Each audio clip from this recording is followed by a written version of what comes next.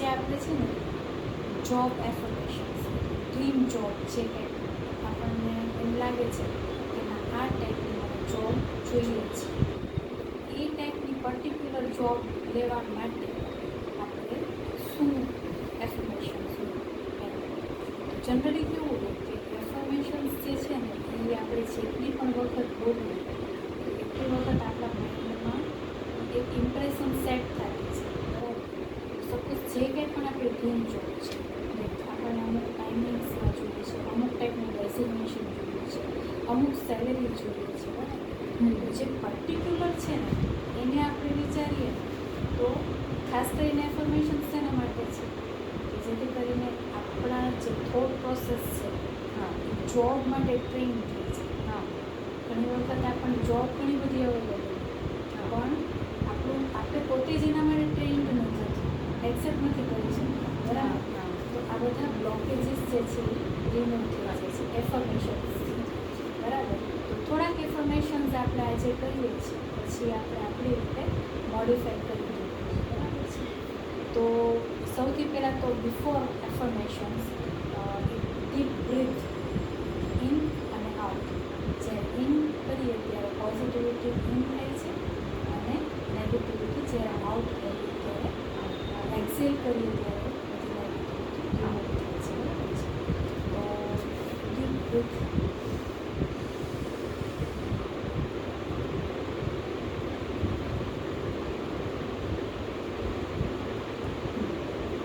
હવે એક dream job માટે વિચારી લેવાનું સૌથી પહેલાં કે my dream job is waiting for first affirmation. My dream job is waiting for me. Second affirmation is I am enjoying going regularly to attend my dream job.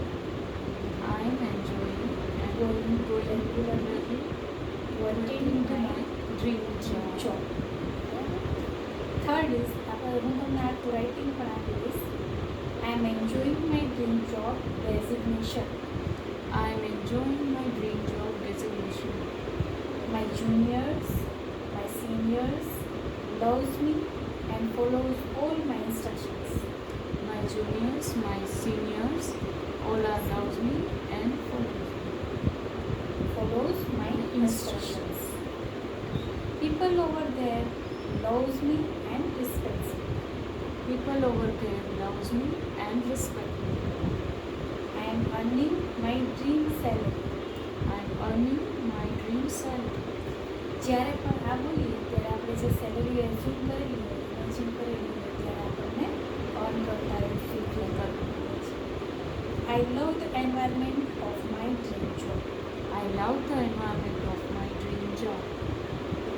તો આ બધા ઇન્ફોર્મેશન્સ છે, પછી એમાં તમે તમારી રીતે એડિટ કરીને વધુ અથવા ઓછા કરી શકો, બરાબર. ઘણી વખત એને આપણને બહુ બધું લાંબુ વસ્તુ ન ફાવે તો એવી રીતે રાખવાનું કે my dream job is waiting for me first dream જોબમાં બધું જ આવી ગયું, બરાબર છે.